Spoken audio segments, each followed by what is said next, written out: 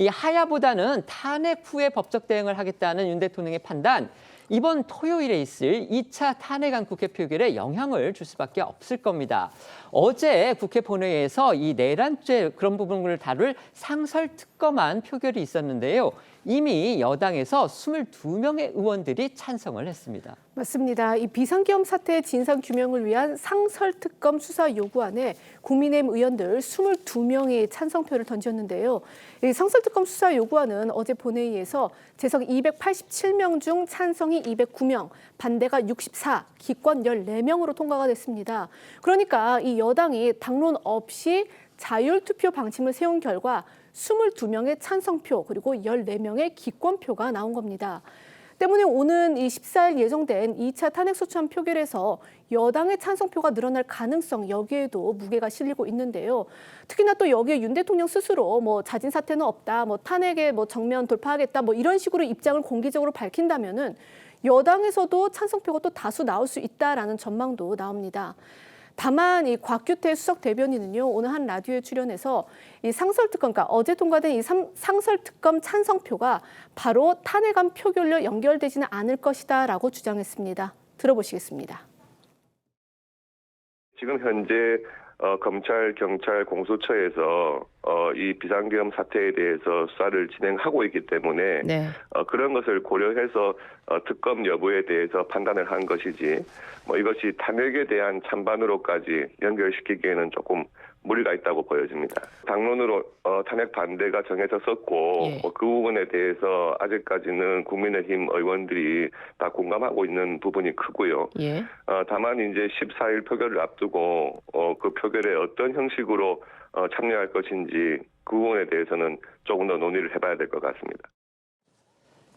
여당 의원들이 쉽게 탄핵 찬성을 결심하지 못했던 거는요. 지난 박근혜 대통령 탄핵 사태 때 다수가 찬성표를 던진 뒤에 보수 진영이 거의 괴멸하다시피 해서 결국 정권을 빼앗겼었죠. 또 보수 진영에서 이 탄핵파 의원들한테 이른바 배신자 프레임이 씌워져서 정치적 체계에 큰 어려움을 겪었던 그런 트라우마 때문이라는 분석이 많았습니다. 그런데 윤석열 대통령 본인이 만에 하나 지금 저희가 전해드린 대로 탄핵을 받겠다 이렇게 나선다면 결국 이른바 배신자 프레임 자체가 성립되지 않을 것이다. 이런 의견도 가능합니다. 결국 윤 대통령 본인이 탄핵 소추를 받아들이겠다고 이렇게 공식화한다면 여당으로서는 굳이 탄핵 반대를 고집할 이유가 없어지는 게 아닌가 싶은 그런 생각도 드는데요. 어떻게 보십니까? 일단 그 배신자 프레임에 대해서 한 말씀을 드리자면 윤석열 대통령은 그 당시 박근혜 대통령의 특검에 있어 주인공 역할을 했던, 다시 말씀드리면 탄핵에 있어서 주요 역할자 역할을 했던 인물입니다. 그럼에도 불구하고 일련의 정치적 상황 속에서 보수 정당이 윤석열 후보를 후보로 내세워서 대통령이 되지 않았습니까?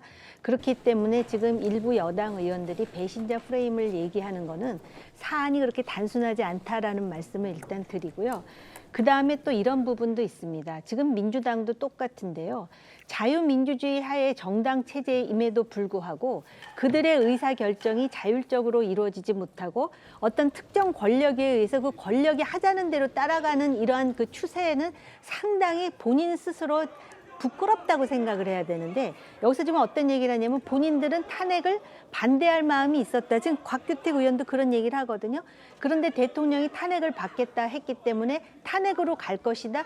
저는 그 부분이 이해가 조금 되지 않는 대목입니다. 그렇기 때문에 적어도 헌법기관으로서 본인이 탄핵에 대해서 어떻게 생각하는지에 대해서 의사 표출을 하는 성숙함이 있어야 되고, 그런 상황에서 만약에 탄핵이 되었다 하면은 또 그 탄핵에 따른 법적 절차를 밟으면 되는 것 아닌가, 이런 생각이 듭니다. 네. 네, 아무래도 말씀하신 것처럼 헌법기관으로서의 국회의원 개개인의 양심에 따른 표결을 하지 못했다. 이 부분에 대한 상당한 비판이 있잖아요. 그 부분이 아마 자신의 존재 이유에 대한 아마 긍정적인, 그러니까 궁극적인 질문을 스스로 던진 결과가 아닐까 하는 생각이 들고, 두 번째는 이 사실 그 여당에서 이야기했던 질서 있는 퇴진 자체가 사실 오히려 무질서한 전국 혼란을 더 부추기고 있다.